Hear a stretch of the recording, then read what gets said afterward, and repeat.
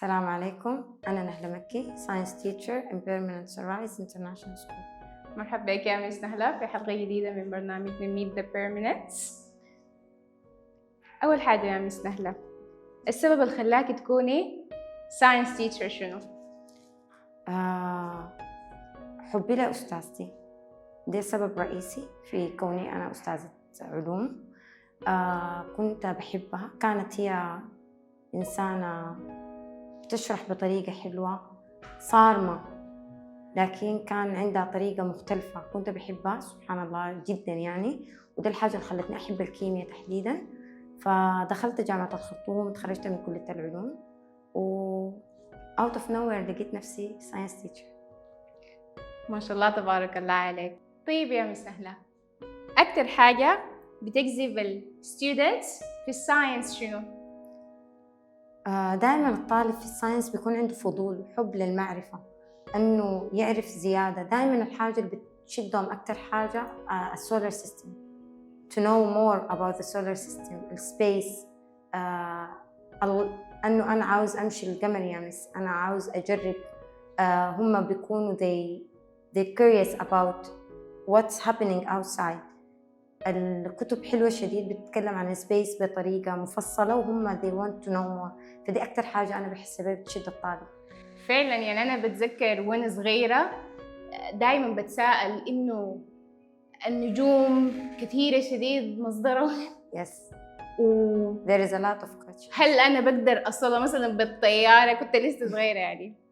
طيب بما إنه تكلمنا عن المعلومات اللي بتجذب، ممكن تورينا المعلومات اللي بتخلي الستودنتس مدهوشين؟ أكتر حاجة بتدهش الطالب إنه كيف جسمه بيشتغل. When we start to talk about the body parts, systems, how they work together. الطالب بيكون هو عايش حياته بشكل طبيعي، فبيبدأ يكتشف كيف جسمه بيشتغل من جوا. It's not that simple, it's complicated. فيبدأ يعرف كيف القلب متصل مع الرئة، كيف الحاجات دي بتشتغل. بتكون حاجة مدهشة بالنسبة له. فعلا زي ما قلتي، حاجة complicated و attractive في نفس الوقت. And it looks simple for them. Yeah. طيب حنمشي لأول تجربة علمية عملتيها مع الستودنتس بتاعينك وتذكراها؟ Yes. كلمينا عنها. أحلى كلاس grade 1. دائما بنبدأ بالحاجات الصغيرة، living things. أول تجربة علمية بتكون عن البلانتس. بتكون صورة في الكتاب about the parts of plants، وبعد كده بنطلعهم outdoor to figure out about those parts in real. بيبدوا يخبشوا الجذور، الستام، الليفز.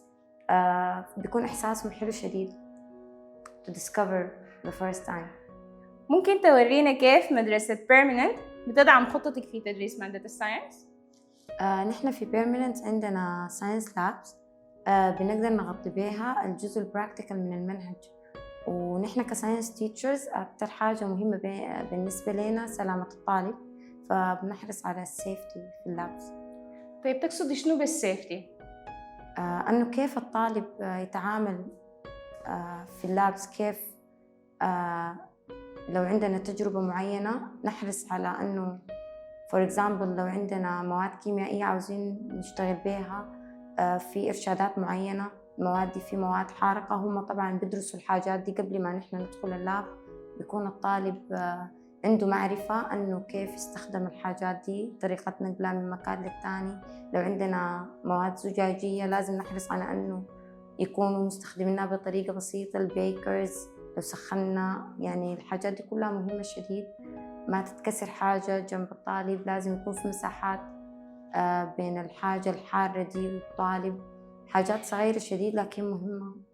في الختام يا مس نهلة، عايزين نسمع منك نصيحة للستودنتس اللي بيلاقوا صعوبة في فهم مادة الساينس. الستودنت اللي بيلاقي صعوبة في فهم المادة هو الستودنت اللي بيحاول يحفظ. مادة الساينس مادة بسيطة، هي عبارة عن understanding. لو الستودنت ربط المادة بحياته اليومية، أجزاء جسمه، البيئة اللي حوله، حيلقى أنها هي بتفسر هي عبارة عن مادة بتفسر الحاجات اللي بتحصل حولك، فبيلقى إنه هي مادة بسيطة جدا وحيلقى سهولة في فهم المادة. فعلا science is all around us. شكرا لك يا مس نهلة على حضورك ومساهمتك القيمة دي ومعلوماتك الثمينة اللي شاركتينا لها. شكرا شكرا لك لكم. جدا. Thank you.